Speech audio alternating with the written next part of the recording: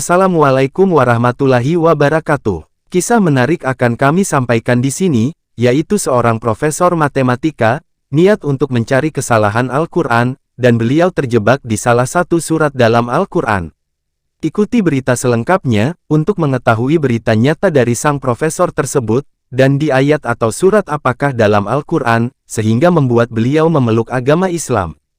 Berikut kisah lengkapnya. Al-Quran adalah kitab yang tidak dibatasi oleh ruang dan waktu karena Al-Quran mendahului sains modern, dengan fakta paling akurat sebagai temuan ilmiah terbaru.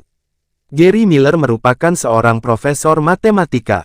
Dia dibesarkan di Kanada. Sekolah-sekolah keagamaan adalah tempatnya menimba ilmu. Selain mendapatkan pengetahuan, dia di sana juga mendapatkan keimanan.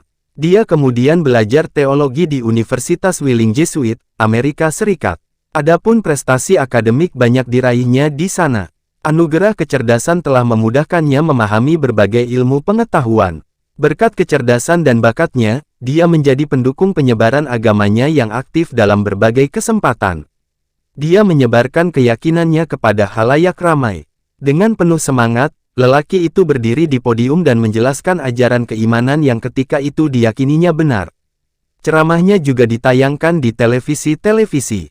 Kemudian, ia mendapat gelar doktor dalam bidang matematika dari Universitas Toronto, Kanada. Pemikiran ilmiah Miller kerap berbenturan dengan ajaran agama yang dianutnya kala itu. Hal ini membuatnya tidak nyaman sehingga dia lebih memutuskan untuk berpindah ke agama lain. Dia pun berpindah-pindah rumah ibadahnya selama 9 tahun karena tidak mendapatkan jawaban dari pemuka agama soal ketuhanan. Pertanyaan dan penjelasan Miller kerap membuat pusing pemuka agama. Mereka yang seharusnya mampu memberikan jawaban untuk menambah keimanan masyarakat, malah terdiam. Pemuka agama itu tak dapat memberikan jawaban yang memuaskan kepada Miller. Ketidakpuasan yang muncul karena jawaban belum terjawab, sehingga ia tidak diam. Miller mencoba mencari cara lain untuk mendapatkan jawaban yang dapat menghilangkan rasa penasarannya. Kali ini dia tidak lagi menghujani pemuka agama dengan berbagai pertanyaan mengenai ketuhanan. Dia membaca buku-buku tentang Islam karangan orientalis. Ketika membaca buku itu, Miller tidak melepaskan sikap kritis. Dia tetap mempertanyakan kesimpulan-kesimpulan orientalis yang kerap memojokkan ajaran Islam dan Nabi Muhammad. Sedangkan ajaran Nabi Muhammad mendunia, dan juga ia merupakan utusan ilahi. Sedangkan dalam buku itu terus memojok Islam dan Nabi Muhammad SAW. Setelah membaca buku orientalis itu Miller berpikir, dan dia mengatakan, kesimpulan-kesimpulan semacam itu sama sekali tidak masuk akal. Lalu dia mengabaikannya. Miller menginginkan kebenaran. Dimulai berpikir tentang bacaan yang terdapat dalam buku itu yang terus memojok Islam dan Nabi Muhammad, dan isi buku itu bertolak belakang dari pemikirannya, karena hanya orang-orang yang cerdas yang dapat mendunia, dan dapat memahami wahyu ilahi. Pertanyaan yang selalu diajukan untuk pemuka agama yang ia yakini kala itu, tidak satu pun dapat menjawabnya, dari itulah dia sering berpindah-pindah rumah ibadah. Adapun jawaban tentang semua kegelisahan Miller, ternyata ada dalam Al-Quran Surah Az-Zariyat ayat 52-53. Bunyinya adalah, artinya, tidak seorang rasul pun yang datang kepada orang-orang sebelum mereka, melainkan mereka mengatakan, ia adalah seorang tukang sihir atau orang gila. Apakah mereka saling berpesan tentang apa yang dikatakan itu? Sebenarnya mereka adalah kaum yang melampaui batas. Sindiran Allah dalam firman itu menyadarkannya bahwa tudingan orientalis bukan hal baru. Mereka hanya mengulang apa yang dilakukan masyarakat dahulu yang menolak risalah Islam. Al-Quran jelas menerangkan Rasulullah tidak berdusta. Kemudian, pandangannya kembali terbuka ketika membaca kisah anak Nabi Ibrahim alaihissalam, yang meninggal dunia. Ibrahim meninggal bersamaan dengan gerhana matahari yang terjadi. Seorang sahabat Nabi pernah berkata, matahari hilang karena anak Rasulullah telah wafat. Rasulullah pun membantah perkataan sahabat.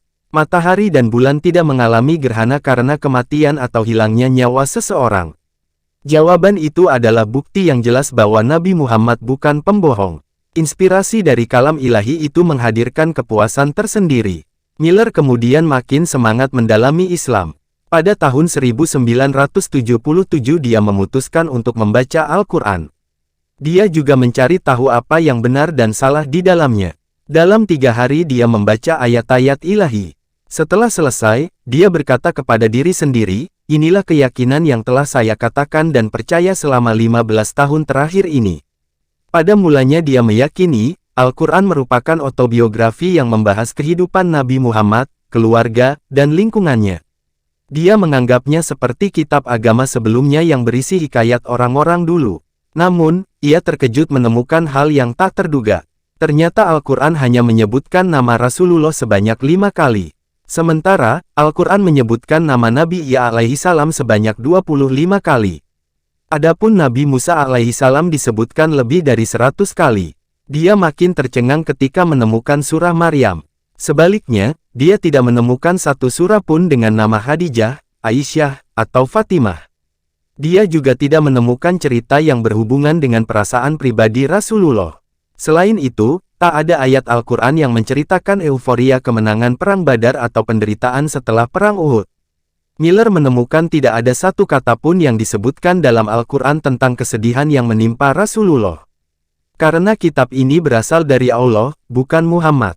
Pada saat pertama kali mengetahui Al-Quran, dia sempat berpikir bahwa konten di dalamnya adalah pengetahuan kuno yang dibuat oleh pria gurun pasir ribuan tahun lalu. Setelah membaca ayat-ayat di dalamnya, dia menyadari prediksinya itu tidak tepat. Al-Quran adalah kitab yang tidak dibatasi oleh ruang dan waktu karena mendahului sains modern dengan fakta paling akurat sebagai temuan ilmiah terbaru. Miller kemudian memberikan penghormatan setinggi-tingginya kepada Al-Quran. 200 tahun lalu, ilmuwan Belanda Antony Leeuwenhoek telah menemukan bahwa 80% tubuh manusia terdiri atas air. Dia tidak tahu bahwa Al-Quran telah lebih dahulu menyebutkannya. Allah mengatakan hal itu dalam surah Al-Anbiya ayat 30 dan Fusilat ayat 11. Hal yang sama terjadi di tahun 2011 ketika Saul Perlmutter, Adam Ries, dan Brian Smith telah memenangkan Nobel Fisika. Penghargaan yang mereka terima adalah untuk menemukan fenomena percepatan ekspansi alam semesta. Sekali lagi, fakta ilmiah ini sudah ada di dalam Al-Quran dalam surah Az-Zariyat ayat 47. Al-Quran juga telah berbicara tentang tahap-tahap embrio. Surah Al-Hajj ayat 5 yang menarik perhatian Profesor Keith Moore, rekan sejawat Miller di Universitas Toronto. Moore adalah profesor embriologi dan penulis buku terkenal, The Developing Human. Buku ini merupakan referensi mahasiswa Fakultas Kedokteran Dunia. Al-Quran membuat tanda di buku-buku Profesor Keith Moore. Dalam edisi selanjutnya, dia menambahkan informasi yang dia pelajari dari Al-Quran tentang embriologi. Namun, dunia telah bangkit saat Keith Moore mengeluarkan buku tentang embriologi klinis. Di dalamnya, dia menulis tentang diutamakannya Al-Quran dalam menyebutkan fakta perkembangan embrio. Miller kagum dengan kesepakatan penulis Barat bahwa Al-Quran tidak dapat ditulis oleh Rasulullah. Karena ini adalah buku pengetahuan berisikan topik yang menakjubkan. Kesimpulan tersebut menunjukkan dengan arif bahwa Al-Quran adalah wahyu ilahi. Klaim yang paling mudah adalah bahwa beberapa komite anonim membantu Rasul mengerjakannya. Namun, dunia telah bangkit saat Keith Moore mengeluarkan buku tentang embriologi klinis. Di dalamnya, dia menulis tentang diutamakannya Al-Quran dalam menyebutkan fakta perkembangan embrio. Banyak buku tidak dapat menyuguhkan penjelasan yang dapat diterima tentang keajaiban Al-Quran. Berbagai kesimpulan buruk tentang Islam selalu dilontarkan dalam berbagai media. Namun, itu semua justru menjadi pemicu orang untuk lebih mendalami hakikat Islam.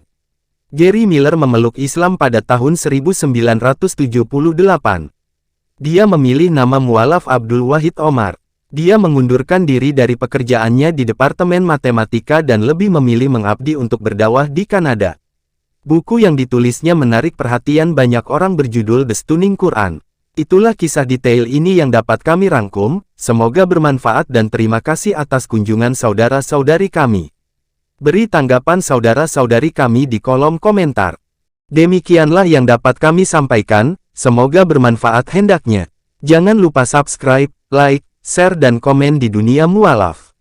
Wassalamualaikum warahmatullahi wabarakatuh.